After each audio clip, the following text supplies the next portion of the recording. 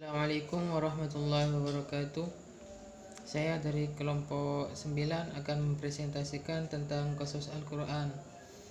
Saya sebagai moderator dan pemateri. Pemateri pertama saya sendiri, pemateri kedua Uswatun Hasanah Fadil, pemateri ketiga Evi Ernawati, pemateri keempat Inayah. Pengertian Qasas Al-Quran. Secara etimologi, Qasas Al-Quran merupakan kata yang tersusun dari dua kalimat yang berasal dari bahasa Arab, yakni dari kata Qasas dan Al-Quran. Kata Qasas merupakan jamak dari kata Qisah, yang berarti berita, kisah, perkara, dan keadaan. Secara etimologi, Qasasul Quran berarti kisah-kisah yang ada di dalam Al-Quran yang menceritakan ihwal umat-umat terdahulu dan nabi-nabi mereka serta peristiwa yang terjadi pada masa lampau, masa kini, dan masa yang akan datang.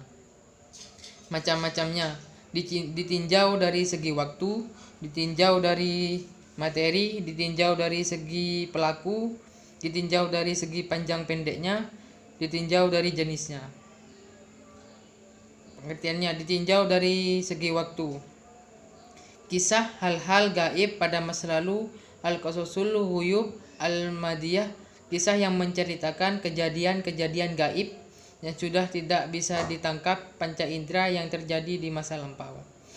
Kedua, kisah-kisah gaib pada masa kini, Al-Qasasul Ghuyub Al-Hadirah, kisah yang menerangkan hal gaib pada masa sekarang, meski sudah ada sejak dulu dan masih akan tetap ada sampai masa yang akan datang, dan menyingkap rahasia orang munafik.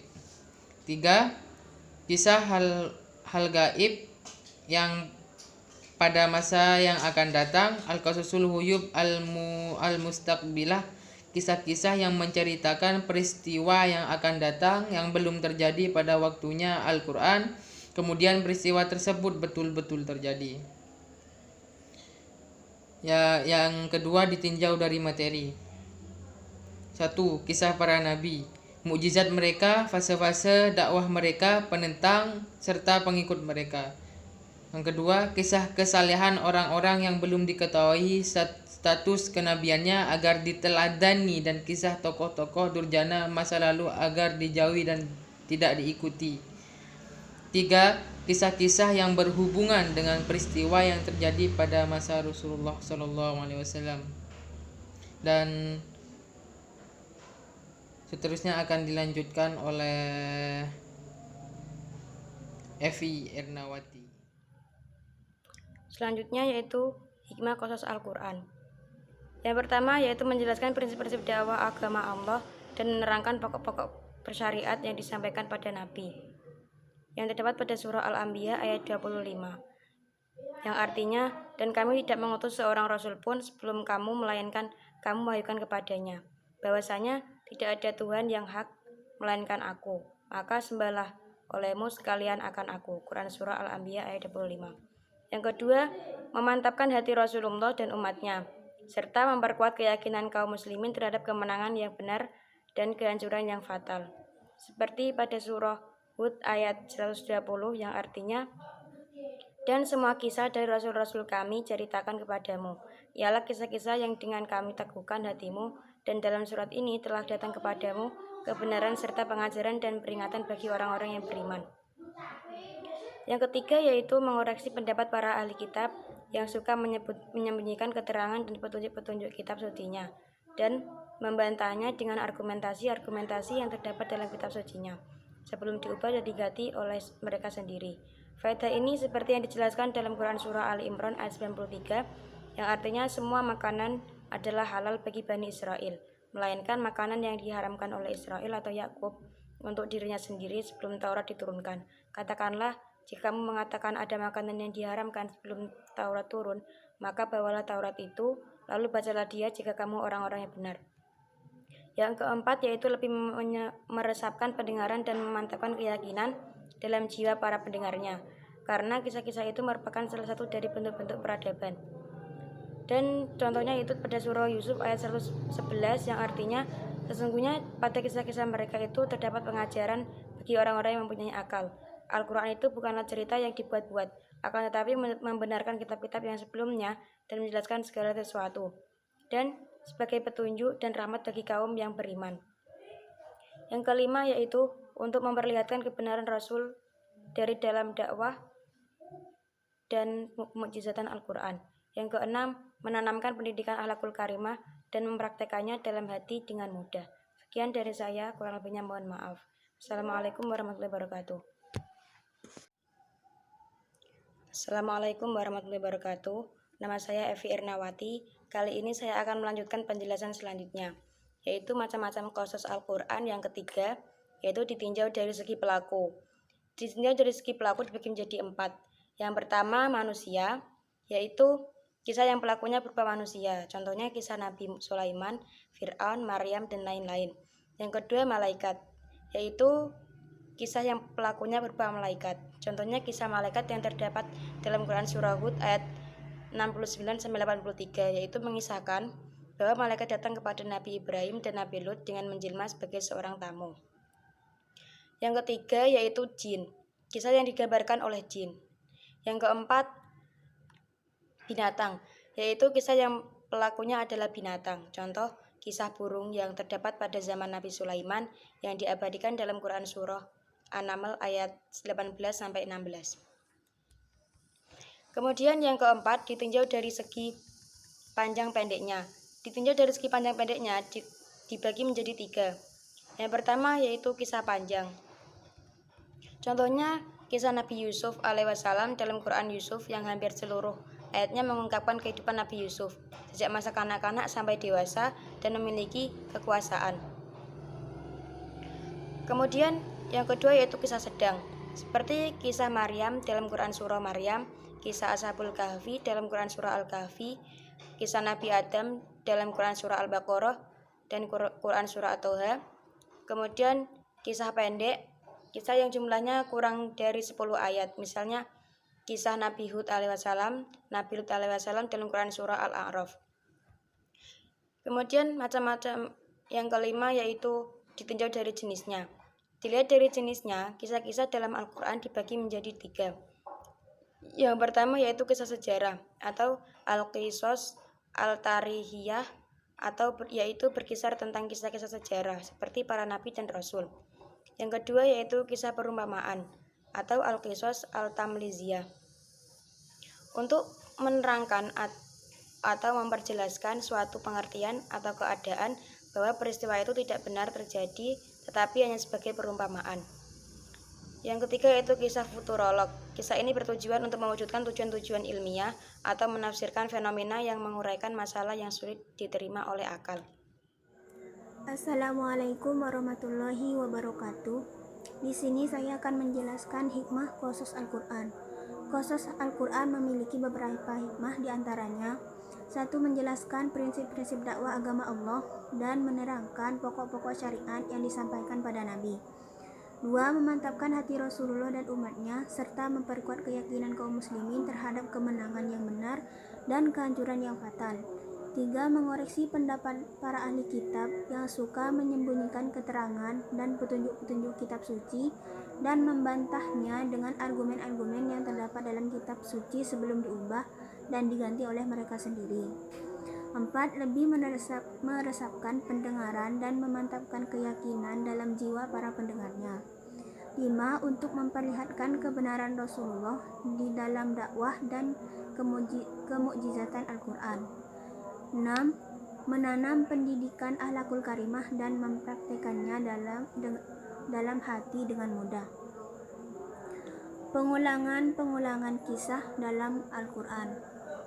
Yang pertama adalah kisah iblis yang tidak mau tunduk pada Nabi Adam, terdapat dalam surah Al-Baqarah ayat 34, surah Al-A'raf ayat 11, surah Al-Kahfi ayat 50, surah Toha ayat 116, surah Shad ayat 74. 2. Kisah kaum Nabi Lut yang melakukan homoseks, terdapat dalam surah Al-A'raf ayat 80 dan 81, Surah Hud ayat 78, Surah An-Naml ayat 54 dan 55, Surah Al-Ankabut ayat 29.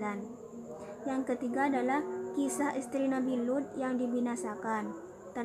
Terdapat dalam Surah Al-A'raf ayat 83, Surah Hud ayat 81, Surah Al-Hijr ayat 60, Surah Asy-Syura ayat 171, dan Surah An-Naml ayat 57. Hikmah pengulangan kisah-kisah itu sendiri adalah: satu, menandaskan kebelagohan Al-Quran dalam bentuk yang paling tinggi. Di antara keistimewaan balaghah ialah menerangkan sebuah makna yang dalam berbagai macam susunan. Dua, menampakkan kekuatan i'jaz, menyebut suatu makna dalam berbagai bentuk susunan perkataan yang tidak dapat ditantang, salah satunya oleh sastrawan-sastrawan Arab, menjelaskan bahwasanya Al-Quran itu benar-benar dari Allah. Tiga, memberikan perhatian penuh kepada kisah itu. Mengulang-ulang kisah adalah salah satu cara takkid dan salah satu dari tanda-tanda besar perhatiannya. Salah satu dari tanda-tanda besarnya perhatian seperti keadaannya kisah Musa dan Fir'aun. 4. Setiap kisah yang dikisahkan secara berulang-ulang memiliki tujuan yang berbeda-beda. Sekian dari saya. Wassalamualaikum warahmatullahi wabarakatuh. Assalamualaikum warahmatullahi wabarakatuh. Saya Uswatun Hasanah Fadil akan melanjutkan presentasi dari pemateri sebelumnya. Kisah Al-Quran bukan mitos atau imajinasi.